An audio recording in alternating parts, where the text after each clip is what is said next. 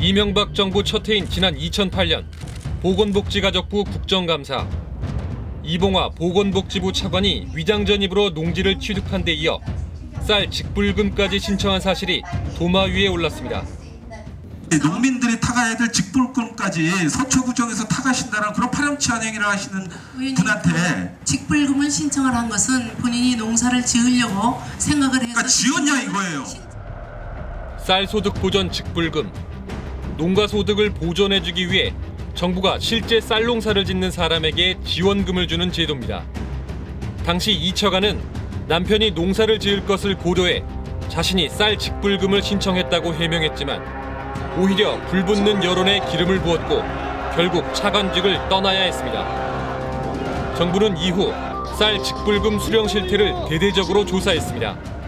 그 결과 2005년부터 2008년까지 19,000여 명. 그 가운데 고위공직자 2,000여 명이 쌀 직불금을 부당 수령한 사실이 드러났습니다. 실제 농사를 짓지도 않으면서 땅을 소유했고 농민들이 받아야 할 쌀 직불금까지 가로챈 사실이 드러난 겁니다. 검찰 수사까지 이어졌지만 국회의원 등 고위직 대부분은 증거 불충분과 수령 액수가 적다는 이유로 불기소 처분을 받았습니다.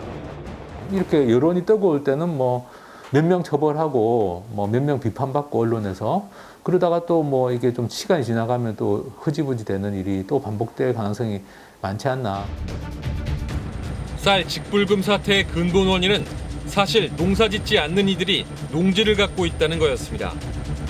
그런데도 농지법의 경자유전 원칙은 그 뒤로도 계속 완화되기만 했습니다.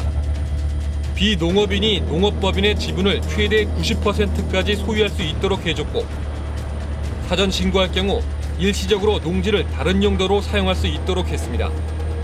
2009년 이후 2018년까지 4차례에 걸쳐 규제가 완화되는 방향으로 농지법이 개정됐습니다. 그때마다 농부들이 줄어 어쩔 수 없다는 이유가 따라붙었습니다. 그 결과 지금 농지법은 직접 농사를 짓지 않아도 농지를 가질 수 있는 사유, 즉 16개 예외 조항을 두고 있습니다. 주말 혹은 체험농장으로 사용하는 경우, 상속받았을 경우, 농지 평균 경사율이 15% 이상인 농지 등엔 직접 농사를 짓지 않아도 농지를 보유할 수 있는 상태입니다. 땅을 산 뒤 제대로 농사를 짓고 있는지 감독도 제대로 이루어지지 않습니다. 이제 현행 농지법에 있어서는 취득 과정에서 쉽게 취득을 했으면 그 이후에 어떻게 사용하는지에 대해서는 꼼꼼히 보질 않아요. 예, 사실은 그게 법률에 실태조사 의무가 명시되어 있지가 않습니다. 현행 법률 하에서는 국가나 지자체한테 의무를 담보하거나 부과할 수 있는 사정은 아닙니다. LH 투기 의혹 사태 이후 농림축산식품부는 이번에도 농지관리 개선 방안을 내놨습니다. 농지를 살 때는 직업과 영농 경력을 의무적으로 밝혀야 하고 위원회도 새로 만들어 자격이 되는지 심사하는 절차도 만들기로 했습니다. 국회에서 개정안 발의도 잇따르고 있습니다. 농지법을 개정해야 됩니다. 그래서 농지 취득 자격을 갖다 제한하고 쪼개기로 샀다가 파는 쪼개기 매매도 금지를 해야 되고요.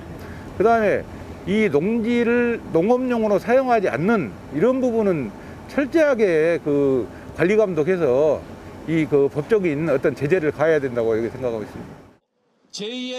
농지의 진짜 주인인 농민들도 농지법 개정을 촉구하고 있습니다. 전국을 돌면서 나온 얘기가 토지 문제에 대해서 더 이상 이제 농지를 살 수가 없다. 이게 제일 큰 이야기, 많은 이야기였습니다. 농민들은 농지를 소유할 수 없고 도대체 누구의 땅인지 굉장히 궁금해합니다. 경자유전이라는 말대로 농지만큼은 누군가의 재산 증식의 수단으로 쓰여서는 안 됩니다.